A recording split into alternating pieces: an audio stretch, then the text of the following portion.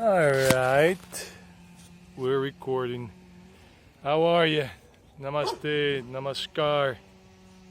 Good morning, or good afternoon, or good evening to you, wherever you are in this world, on this planet, or in the universe.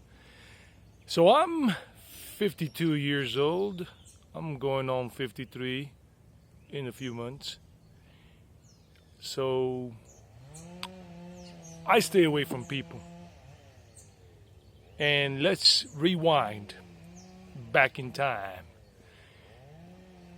I grew up in South Carolina as a kid. South Carolina, USA, America. I was born in New York City, but after about, I don't know, I think my parents told me, Mom, well, she's gone now, and Dad, he's still here in this world. Like after a month or two after I was born in New York, they left. We left. We went to Rhode Island or Massachusetts, Lowell, and whatever, South Carolina. Then back to Rhode Island. My brother was born there, Dennis. And then we moved down back to South Carolina when I was 3.5 and he was 1.5.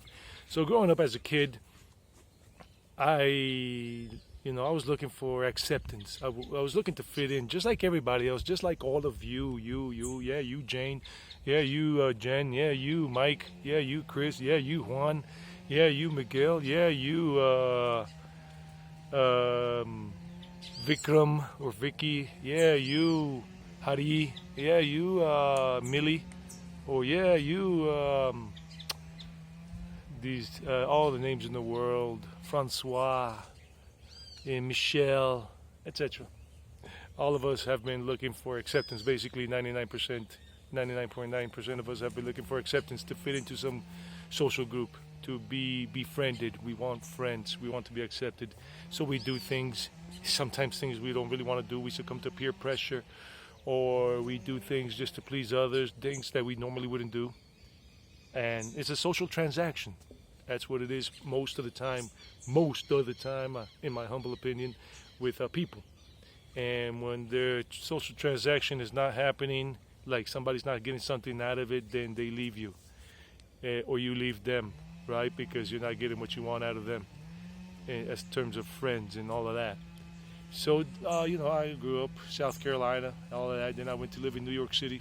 Our parents moved up there when I was just about 12 years old. I was about 3 months away from being 12 months old. Yeah, about 3 months away at that time. So I was a South Carolinian at heart. I didn't know I was from New York until maybe a year or something before we moved up to New York. I always thought I was a South Carolinian as a child. So in New York, I started becoming more of a loner. I didn't want to be there. But I did make some friends in the neighborhood, and we started hanging out there in Woodside, Queens, New York. A neighborhood composed at that time in the mid-'80s, because we moved there in '84. And it was Irish American, some Italian Americans, Indian Americans, Pakistani Americans, Colombian Americans, Puerto Rican Americans, Dominican Americans, stuff like that. That was like the consensus in general. Some maybe Polish Americans, maybe a few, because I remember some names like Kowalski, or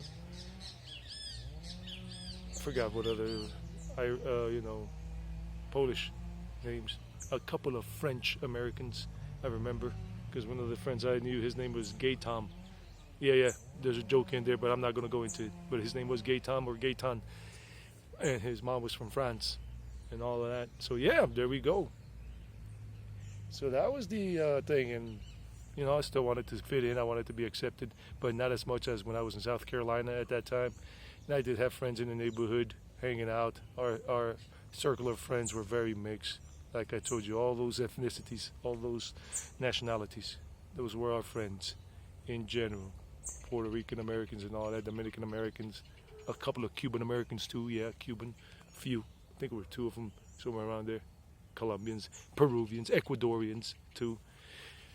So yeah, we do things to fit in. But I started around when we moved from Woodside, we moved over to Elmhurst, I started becoming more of a loner at that time. I just wanted to stay away from people in general, but I had a few good friends. A Filipino American friend, Kenny, he passed away back in 2021 while I was living in Mexico. And Brian, Trinidadian of Indian, Portuguese descent, family. They went over from India, I don't know how long back, into Trinidad Tobago. And then his mom and dad moved up to New York, and they were born there. But his brother, his older brother, because he's the second, his brother was born in Trinidad Tobago, if I remember correctly. So they were good friends. Still, we are good friends, even though Kenny's gone. But Brian, we don't really keep in touch right now. But when we do, it's like nothing. Like time hasn't really passed. Like nothing has been lost. But other than that, then I came to Colombia. And in college in Georgia, I really wanted to fit in. When I was in college, a college student in Georgia, and I did a lot of things that I really didn't want to do sometimes, but I did them anyway. And some things I did want to do, just to be accepted into that circle of friends. And then I came to Colombia, and I made some friends here. I started teaching teaching English. I've been a teacher for over 26 years now, and I made friends here too as well, and whatnot. And at that time now I was 23 years old when I came here. And yeah, it was different. I still was trying to fit in. I was being that person that I wasn't really content with, but I did it because I was getting that transaction out of that social circumstance, that social transaction with those friends, people I befriended, a few, not more than the fingers on his hand. Today I still keep in touch with, and we're good, but we don't really talk much. We don't really hang out much. Maybe we see each other 3 times a year. There was one friend I just saw recently and her husband about 2 weeks ago, and we hadn't seen each other for like 3 years. And it's like nothing, like hugged and we talked and it was so cool. But in general, I stay away from people. I stay away from people. I'm living out here where you guys see, just enjoying this, just the countryside. And I'm still a social person. You know, I go out and I'm not uncomfortable being around people. But doing that thing that I used to do, put it on a show, put it on a mask, so many masks to please so many people, even the women I dated, it was all crazy because I started realizing when I started doing meditation and everything and started to look inward that it was futile. It was absurd to do those things, and I started to move away from them. It was not easy at the beginning, and I started to move away. And when I became a vegetarian and everything, and I stopped drinking, I gave up drinking, I gave up partying, I gave up eating meat and all of that, and chicken and all those things, and started more of a clean life. A lot of those people, some of those people that used to hang out with me didn't want to hang out with me anymore. That I used to hang out with, we used to hang out because they said I was not cool or I was not fun because it was kind of boring. I wasn't drinking and they were drinking, and drinking was a thing. So yeah, 52 years old, going on 53. I stay away from people because people sometimes zap your energy. Some people are very toxic, and then some people are very manipulative, and they will manipulate the friendship or the so-called friendship to get what they want, even if it means that you break your moral boundaries or whatever, bend the law, you say lies and whatever just to please them, to do what they want you to do and all that. So I stay away from people. I wish everybody the best in general. I stick to myself. I mean, I go out, I talk to people, I'm sociable. I don't get away from me. No. I mean, I've been into India. How many people can you not see in India? 1.4, 1.5 billion. And I enjoyed it and everything. And then I would find my alone time, go to some cafe somewhere, sit down and have a chai. And that's it. And if somebody approached me and wanted to talk to me, one of the waiters, we'd talk for a few moments. I didn't brush them away or say, hey, get away from me. So I stay away from people. I wish everybody the best, but I'm happy with me. I love myself. I've connected with myself in communion with meditation. Meditation brings that communion with yourself. Yeah, I stay away from people, all in all. But I do get together with a few people that I still think are not whacked out because a lot of people are dramatic, melodramatic, drama queens. Men and women alike, women and men alike are drama queens. And sometimes you say something to help them, but they take it the wrong way and they go ballistic on you. They go ape poo-poo on you, and you're like, whoa, whoa, whoa. Even family members, I stay away from a lot of family, everybody in general. I mean, I'm happy that my dad and I live in separate houses on his property here. There are 2 houses here. You have seen the videos before. If you haven't, you'll see them. If not, you'll see them in the future, somewhere down the line.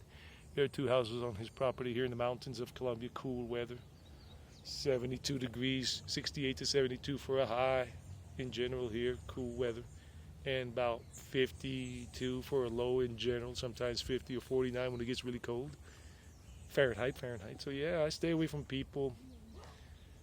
I don't hate people. I love everybody. I just don't like everybody. I prefer being just alone to myself with the dogs. You hear them barking, you probably see them running around. And Zeus is over there, they're looking at something, whatever they're looking at. And this video's not that long. I didn't think it was going to be that long, but it's cool. All right. Some people having their titles. It took me, I don't know, 40 years, 50 years to tell you in 10 minutes what I have learned now. Whatever. I'm just talking with you guys. What do you think? Where do you stand with this in terms of people? Do you feel that they're like energy vampires? A lot of people, they just suck in your energy, your life force. You feel heavy around them. You feel like some people are like grenades, explosion grenades, like when they go ballistic or drama queen on you. How you feel that, those shock waves, and you're like, whoa, have you not felt that? I'm a very susceptible person to that. I feel that. I'm very susceptible to feeling the energy of people. And I'll give this one thing. My dad, my father, he's one of those that he just explodes for certain things, and I feel it. And like, whoa, and I got to walk away quickly. I just leave him talking to himself.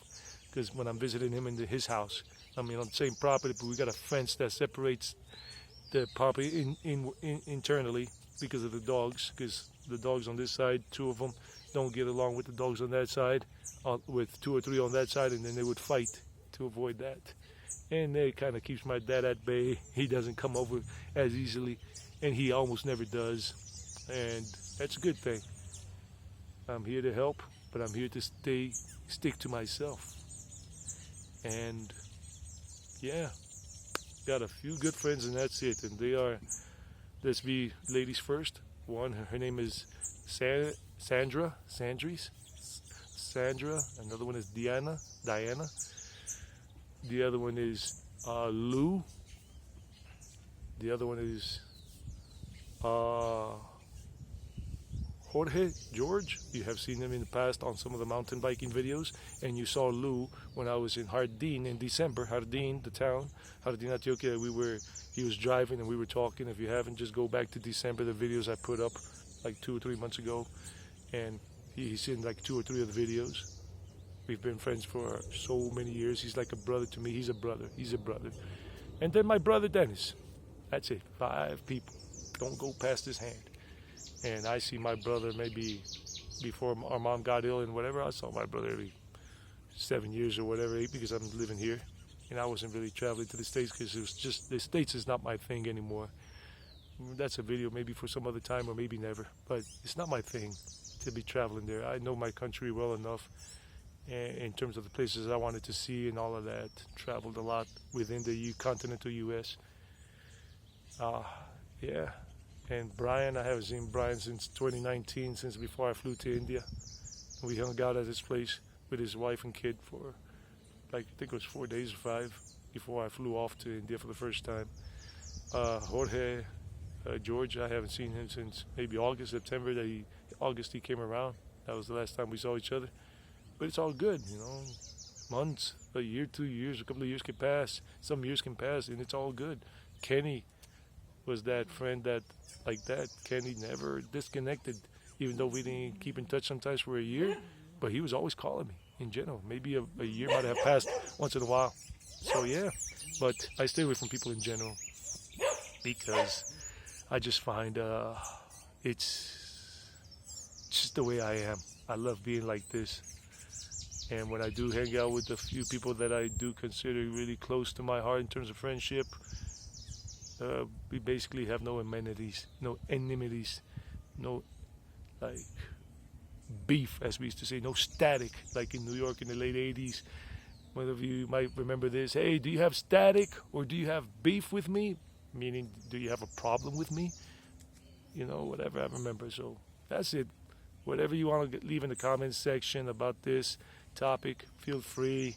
I hope you're respectful. I'm being respectful. I don't really cuss anymore. Once in a blue moon I cuss, but I don't like cussing on the camera. But I do cuss once in a while, like, ooh, mother, like if I bang or like smash my thumb against the door or something.